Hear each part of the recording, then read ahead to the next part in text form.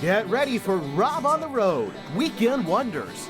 Let's go explore a California treasure, the Monterey Bay Aquarium. Kids just love the aquarium, and there's so many different things that we can see here. There's things we can experience, we can touch things, and we can view things. They even have a playground here, so it's just a great environment for the kids. And they're literally under a wave. Yes. We'll take you under the sea. Just wait and experience a graceful dance with jellyfish and seahorses, and get up close and personal with the wondrous creatures living in the Monterey Bay. Plus, oh my goodness. This is what everybody talks about. It is gorgeous. awaken your senses inside San Francisco's Golden Gate Park on a tour of the Japanese Tea Garden, one of the park's most pristine places. Does anyone get to feed the fish? You kind of have to work here, but Okay. Well, can I at least help you? here, got yourself a handful. They're so beautiful. And the beauty continues as we hit the road for a California annual tradition. Tempt your taste buds on fresh apple pies and gather around for a heavenly hayride. It's Weekend Wonders, and it's all coming up on Rob on the Road! Woo! It's Rob on the Road, discovering the stories that capture the unique spirit of Northern California. Here's KVIE's Rob Stewart.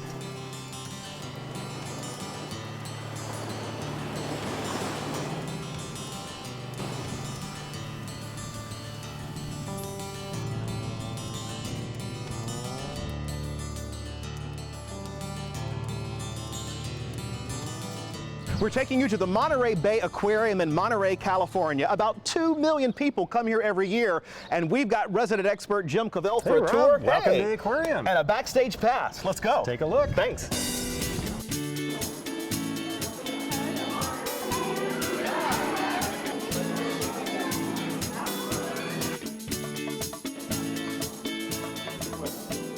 Oh, Jim, this is unbelievable. It's like we're underneath the bay. Exactly. That's a pretty common reaction here at our kelp forest exhibit. This was designed to give you essentially a diver's eye view of Monterey Bay. Really? So it's as if we put on scuba gear and jumped out there right off the aquarium deck, and the first big kind of habitat, or I like to think of them as the neighborhoods of Monterey Bay, the first neighborhood we would enter would be this kelp forest. So the kelp are these beautiful, tall pieces of... Yeah, these are all marine algae, kind of underwater plants, and then all the different types of fishes that you would find living in and around a kelp forest. So it's like a redwood forest, and you have the dominant trees, but then you have all the other creatures of the forest as well. And the same thing happens underwater here in our kelp forest. Now, is that a shark? Yeah, we have some leopard sharks cruising around in here, and another animal that we would find sometimes around the edges of a kelp forest. People always notice the sharks. We tend to pick up on sharks, and we often get questions about are they dangerous, and they're absolutely harmless to people, but they're a very important part of this whole kelp forest community. So these are harmless to people? Absolutely. This type, the leopard? Leopard sharks are, and actually they're pretty good friends to all the fishes in there because they help maintain a very healthy community structure. So literally, if we just went right on the other side of this tank and went diving in the bay, this is what you'd see? This is what you'd run into. Maybe there's a few more fish in here than you might see on a typical dive, but you could see all of these things out in a kelp forest. The big difference is we're nice and warm and dry sitting here looking at it. I love it. Well, we're taking you diving, and we've got a lot to see, so let's hit it. Sounds good. All right, come on.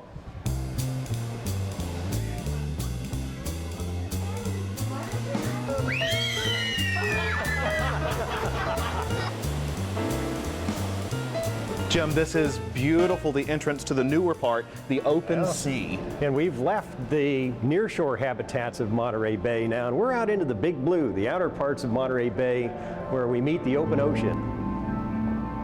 This is just like we're in the middle of the sea, and I love the ethereal feeling of this room. Yeah, this is essentially what it would be like to be a member of a big school of fish out there in the open ocean with all the other fishes swirling around you, and this is the best protection out there in the open sea. There's really no place to hide, so the best place to hide is right next to somebody else that looks just like you. And that's the whole idea with schooling. So any predator that might be looking for a sardine for dinner would have a hard time picking out exactly which one it wants to eat. And as a result, the senses of the predator just overwhelm. And so very few animals will even attempt to pick off an animal out of a school. They're filter feeders, and so their food is, they're extracting food through their gills, so they want to meet their meal head on. So if you're swimming into the current, Well, that makes sense. the current is bringing food, and you want to see your food mouth first. So, And these are sardines? and these are sardines, and similar to a school that we have over in the kelp forest exhibit, there's a few more in here. Oh yeah, and I love this beautiful quote by Ann Stevenson, "The sea is as near as we come to another world." The whole idea of the aquarium really is to inspire all of us to appreciate the ocean a little bit more, and maybe to inspire us to take a little bit better care of the ocean.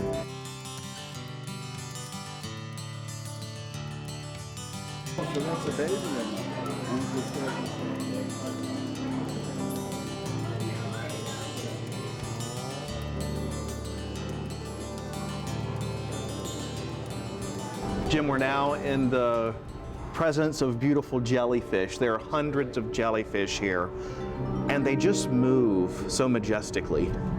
These are classic drifters, and so many of the animals out in the open ocean have that drifting lifestyle where they really let the currents do the work of moving them around, and the jellies certainly do that. They may move up or down a little bit in the water column, but for the most part, they're riding the major currents around and collecting food along the way as they do. It's a really great strategy for making a living out there in the ocean. Now you have lots of different types of jellyfish here. What makes each of them different? I mean, you know, you've got little small ones, you've got ones that are all white, you've got these beautiful gold ones, you've got huge white cloud-looking ones. Our big moon jellies there. And there are, if you start to look at jellies, you'll notice that they have different shapes and different colors, different numbers of tentacles, so that different kinds or different species of jellies really start to appear different. And so we've got a good assortment here from these sea nettles that are kind of a really classic jelly nettles, shape. okay. Yeah, and of course you think of stinging nettles, and these can sting. They're not life-threatening, but they certainly get your attention if you touch one. They are constantly collecting food as they drift through the seawater, and the ocean really is just this huge soup of plankton. So if you're a plankton eater, you can make a good living just about anywhere you go in the ocean.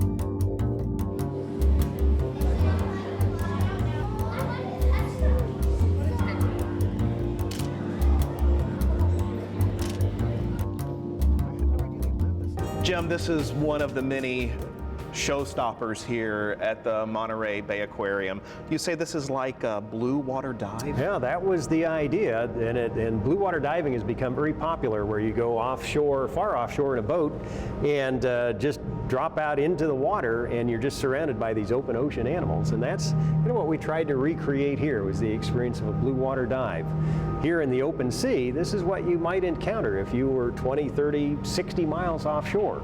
Water's a little warmer. We get some more exotic animals like these tunas and mahi-mahi, and so it's a whole different environment and a whole different strategy for making a living out there in the big blue. And this is a shark? And we have a couple of very handsome hammerhead sharks. They're in beautiful. Here. They're beautiful on the other side of the wall. they are amazing animals, and those actually started with us when they were just about 1.5 feet long, and now they've grown into these handsome, almost 6-foot specimens. What is that? The mahi-mahi with the big square head, and you probably recognize that from restaurant menus. It's a very, very popular fish to eat. And the tuna. As are the tunas in here. So we've come beneath the bubbles, the open sea exhibit. This is right underneath it. And what a different perspective here at the aquarium. This is the first floor look at this huge exhibit that's over 3 stories tall. So we were looking up above before, and now we're down here kind of from the bottom up perspective, and you see more of the silhouettes. There's the green sea turtle cruising along the surface. We're looking up at this school of tuna and the mahi-mahi, and you get a whole different perspective. The lighting's different on these animals, and you get to see their behavior from a different angle here. What is that thing? Oh, we've got an ocean sunfish here, and that has got to be one of the more interesting variations on a fish design out in the ocean.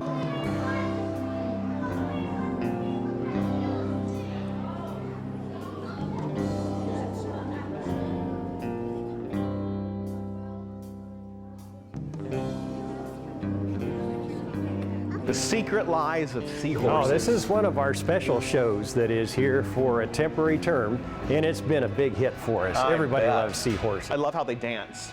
Look at this. You say this is a sea dragon? Yeah, these are weedy sea dragons, a very strange-looking cousin of the seahorses that everybody knows what a seahorse looks like, but there's some very different variations on that seahorse theme, and this is one of them, the sea dragons. This is unbelievable. They're so much bigger than I thought. They get to be pretty good size. These are about the maximum size and beautiful, beautiful colors. When you get a close-up look at them, they really are strikingly beautiful animals. Some of these seahorses are very, very prolific. They can produce hundreds of youngsters at a time. We're not turning on our lights because the seahorses are sensitive. These particular animals, these leafy sea dragons, are fairly sensitive to light, and so we don't want to do anything that might add stress to their exhibit here. Now, sea dragon, seahorse, what's the difference? They are they all seahorses? They're all in that seahorse family. Okay. And a little bit different tail, a little bit different structure. Well, they look eggs like are a carried dragon. externally, and yeah, they kind of look like a dragon. In fact, I always look at these and I think if Dr. Seuss designed a seahorse, it would look like this. Good point. Yeah. I love these. They're so funky. They look almost like a cross between a plant and an animal. They but do. That's all part of that sea dragon. And it's excellent camouflage. If you think about it, if this animal swims into a bed of seaweed, it would virtually disappear. If I didn't know we were in a seahorse exhibit, you could have walked right by this and not seen that because of the camouflage. They blend in so well that you could easily miss that. Just a testament to how well that camouflage works. What an experience. This is more of what I would imagine a seahorse being. This is more your typical seahorse? This is a very classic seahorse shape with these lined seahorses. And with the prehensile tail they can use to hold on to things, and of course that long slurp gun mouth that they use to suck up little bits of plankton. These seahorses, they just sort of dance and move around in a way that it's almost like they've got little propellers on them. Yeah, just the little fins, the little dorsal fin, those little pectoral fins right behind the head are their only locomotion. Ah. And it's amazing how they can zip around using just literally fluttering those little fins. I've never seen those little fins before. As many times as I've seen them, for some reason I didn't notice them. And that's the beauty of being able to get up close and personal like this, is you really start to see finer details with these animals and appreciate them all the much more for it. They are remarkable fish.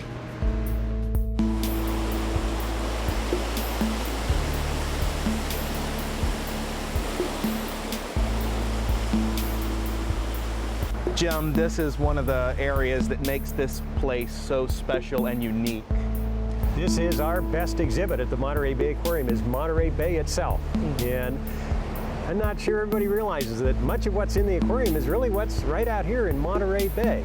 So we have a front row seat on the most remarkable piece of ocean in the world's oceans. And on any given day, we can stand here and watch the harbor seals and sea otters out here feeding. Lots of days we've got whales or dolphins cruising by.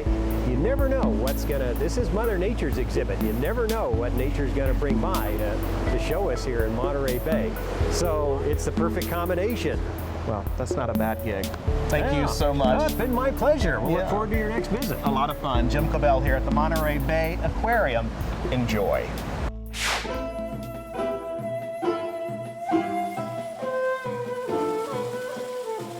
Well, this is somewhere that I've always wanted to come to. It's the Japanese Tea Garden here in San Francisco at the Golden Gate Park. And we've got the perfect tour guide, Gardener Stephen Pitzenbarger. Good to see you. Good to see you, Rob. Glad to have you here. Yeah, we're so glad to be here. And we're standing in front of this beautiful gate, the entrance here. Tell me about this.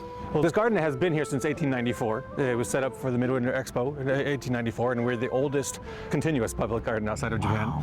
This gate is a replica of the original gate. It was rebuilt in 1984-85. Craftsmen from our sister city of Osaka built this gate in its entirety in Japan, disassembled it, brought it here, and put it back together. Built in Japan. Yes. Well, that's the real thing. I tell you what, speaking of the gate, let's go through it because there's a lot to see. Sure. All right, come on.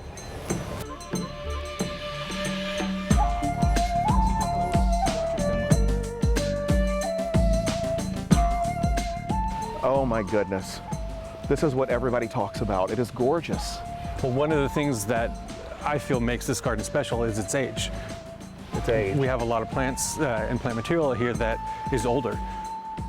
The tree behind us here was put in place around 1900. It's been in that location for about 100 years. Well, you're a good gardener. Our oldest tree in the garden is actually right in front of us here. This one? This is a Japanese black pine. Makoto Hagiwara, the original gardener, brought this from Japan as a bonsai. And when he brought it over from Japan, it was 250 years old. No It's now way. been here for 100 years. This is a 350-year-old tree. You are kidding me. So yes, part of my responsibility, of course, is to make sure that it stays healthy. What an And amazing feeling to be in front of a 350-year-old tree. It is somewhat of a daunting responsibility, knowing that something has been here this long, and hopefully it will be here long after I'm gone. And look over here at the fish. They're huge. What are these? These are koi. Koi are carp, essentially. They originally came from Iran, worked their way across China because they're edible and they're very adaptable. So in China about 1,000 years ago, people started selecting the colorful carp, and the most interesting ones are what we now know as koi. As koi, and beautiful structures everywhere. And the trees here, I can't believe we're right in the middle of San Francisco. It's so peaceful. It is kind of like an oasis in the middle of a city. And garden spaces in Japan, that's a lot of what they're about. They're about creating this feeling of being in the country or being in the wilderness in a city environment. It's an escape from reality. And you actually have a real tea house. Stephen, where are we now? This is amazing. This is what we call Maple Lane. Obviously the maples above our head, these are Japanese maples. And the path below us is a hailstone path. It's meant to be a little uneven, and it's a spot where when it rains, water can gather and you get reflections of the trees above you. Oh, how interesting. I've never seen Japanese maples this big. These are very old trees. They usually don't get to this size until they've attained a decent age. And so these trees are in excess of 80 years old. So you don't see those too much in public gardens outside of Japan. We have an age that most other gardens don't have. Absolutely beautiful. And you've brought us to one of your favorite places here. This, Rob, was actually one of my favorite spots of the garden even before I started to work here. The Cryptomeria Grove here with the moss underneath has such a peaceful and serene feel to it that I felt myself drawn to it long before I got the job to work here. Maybe that was a sign. Perhaps. How long have you been coming here? I've been visiting the garden since before I was born, actually. I have pictures of my mother pregnant in this garden, visiting while I was still in the womb. So. And pictures of you and your sister here as a kid. Yes, definitely. And then in front of us is just beautiful. I love how the rows here and the stone are. This is what is called a dry garden. The Japanese call it karisansui, which just means dry landscape garden. When you have stones representing mountains and gravel representing lake or pond or a river, that's referred to as a dry garden. Now the pattern that you see in the gravel is something that I was inspired to come up with after I visited Kyoto in 2008. I was really struck by the dry gardens and their power when I was in Kyoto in 2008, and seeing all the different patterns in the different gardens there, I was inspired to come back and try my hand at creating a pattern here. So, well, it worked. It's absolutely beautiful. You know, I'm trying to put into words, and I can't, the serenity that I feel here. I think it's just the design. The idea behind creating a Japanese style garden is that you want to have a space that you can feel at peace in. Now we're at the pagoda. This was brought into the garden after the 1915 Pan Am Expo. It's beautiful. It was built as a display for the Pan Am Expo after the Panama Canal was opened in 1915. It's a display model, so it's built to 3/4 scale. It's not full size.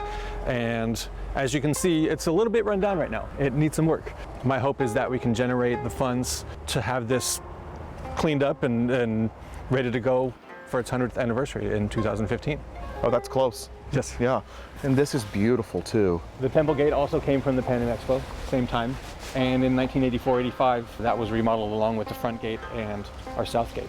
I love how there are so many hills here, because when you come in the front gate, you see these glimpses of the pagoda. You see the trees, you see the ginkgo tree, which is huge. It's really just a landscape gem here. Well, one of the things that makes it special to me is that you can't see the whole garden from any one position. So there's always a sense of mystery of what's around the next corner, what's over the next hill, what's on the other side of that bridge. Look at this view. Unbelievable. These trees here are part of the Hagiwara bonsai collection. that they had in the garden prior to World War II. It's amazing how every tree here and every shrub here has a story. There's a reason that it's here. And many of them have quite a long history. Okay, let's go. This is the large pond, This is our main pond. It's the largest volume of water, and this is where we have the most fish. and look who's gathered. Oh yeah. One of my favorite parts of the job is each morning I get to feed the fish. So this is part of one of the luckiest jobs in the world. I get to feed the fish. They show up, they know my face, they follow me around in Clearly. the pond. They're ready for me. Does anyone get to feed the fish? You kind of have to work here, but Okay, well, can I at least help you? here, grab yourself a handful. They're so beautiful. Hi there. Hey, babies. Well, not babies. How old are these?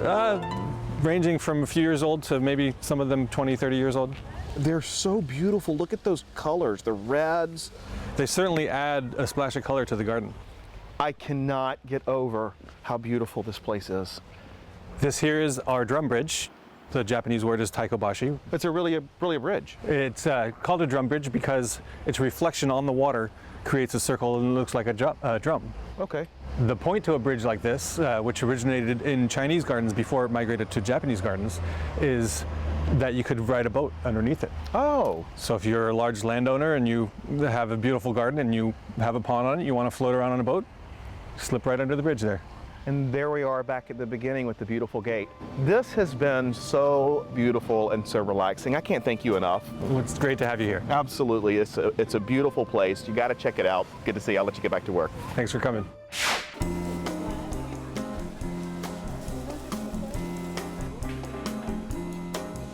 Welcome to Apple Hill, a year-round tradition in Northern California. In the spring, you have Daffodil Hill. In the summer and year-round, you have wineries. And in the fall, it is all about apples.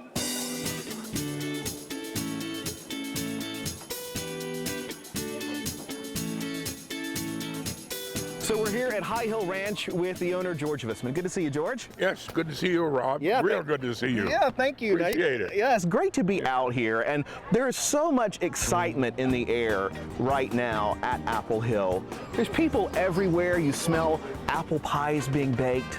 This is a fabulous place. Yeah, it's great, though. It takes your mind off of the rest of the world, and everybody comes here and they just seem to change their attitude, really. And all of these apples are sold right around here. Everything is sold here. And a lot of them go into the pies. So can you show me where those are? Yeah. Well, let's go try them. Yeah, okay. Can't leave here without that. Come on. Okay.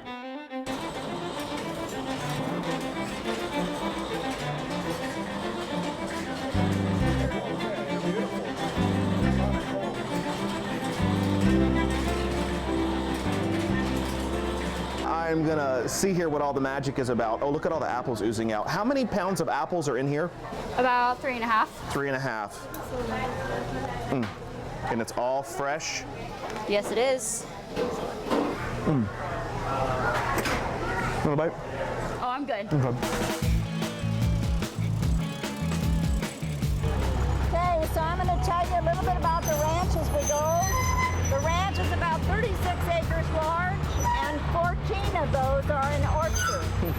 And we have 14 different varieties of apples here. You guys having fun? Yeah. Yeah? And so what is it that's so special about this? Oh, Because I can't put it into words. It's so beautiful. It's just wonderful. The smell is good. The trees look wonderful, and it's the whole process, the whole ranch. It just, they all work together, and it's just wonderful.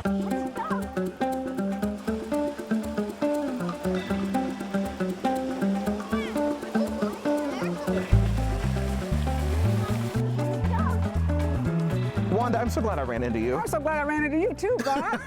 It's fun being here, and I love searching out places where people can just get away and escape life. Well, you know what? This is the right place to come to because we have a lot of activity here. We have lots of big buses come up. This area, of course, became known as Apple Hill in about 1955. This used to be pear country.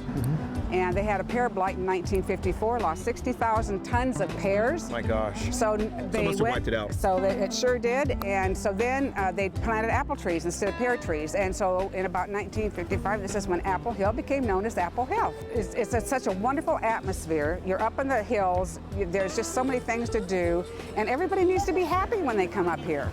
Good. Thank you. Thank you. Good to talk to you. Wonderful. Skip, we just jumped right in here on your lunch. Sorry about that. That's okay, that's fine. But why do you come here? Well, this is really kind of the first event that occurs in the fall up in the mountains. Of course, you got the snow in the winter, but we were getting cabin fever, and we wanted to come up, and it's a big people watching place as well as a lot of activities and things to do. And we come up, get a lunch, you know, get some apples, fruit, stuff like that. It's great. You know, I'm eating while you're talking, and I just thought that was regular slaw, but it's apple slaw. Apple. This is Apple Hill. Come on, right? In Northern California, you can go just a few miles anywhere and there's something to do. Would you say this is a weekend wonder? Oh yeah, there's another one, Daffodil Hill, in the spring. I mean, there are just things like that on the foothills, and little places you can go and get out of town and have some fun. We'll do Daffodil Hill next time. Okay? Thanks, Skip. Okay.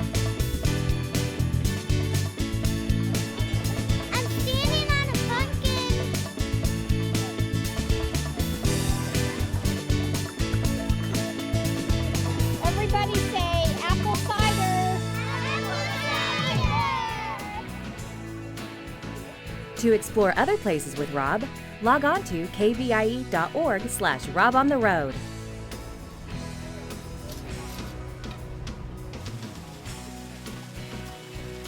Look at these little playful puffins that we found.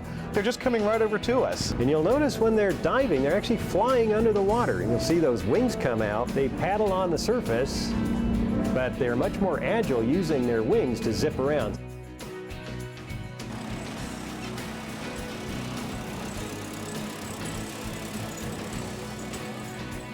To order a DVD copy of this program, call 888-814-3923 or visit kvie.org/viewfinder.